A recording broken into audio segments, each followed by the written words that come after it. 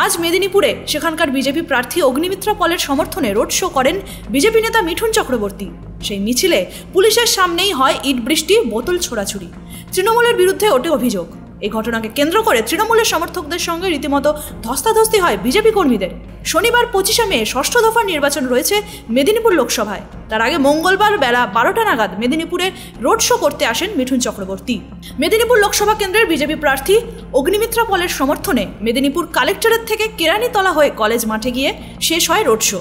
কেরানীতলা ঢোকার আগেই হঠাৎই 10 থেকে 12 জন তৃণমূল সমর্থক মিঠুন চক্রবর্তীর রোড শোকে লক্ষ্য করে জলের বোতল, ইট পাটকেল ছুড়তে থাকে বলে অভিযোগ। পরে বিজেপি কর্মীরাও তাড়া করে আসলে কিছুক্ষণ পর পিছু হটতে থাকে বিক্ষোভকারীরা। আবার কেরানীতলা থেকে শুরু হয় রোড শো। মিঠুন চক্রবর্তী অভিনীত ডিজে গানে নাচ করতে দেখা যায় বিজেপি কর্মী সমর্থকদের।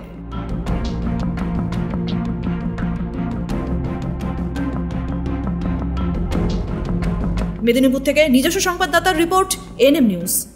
আরও খবরের আপডেট পেতে সাবস্ক্রাইব করুন আমাদের ইউটিউব চ্যানেলটি আর বেল আইকনে ক্লিক করুন নোটিফিকেশনস পেতে।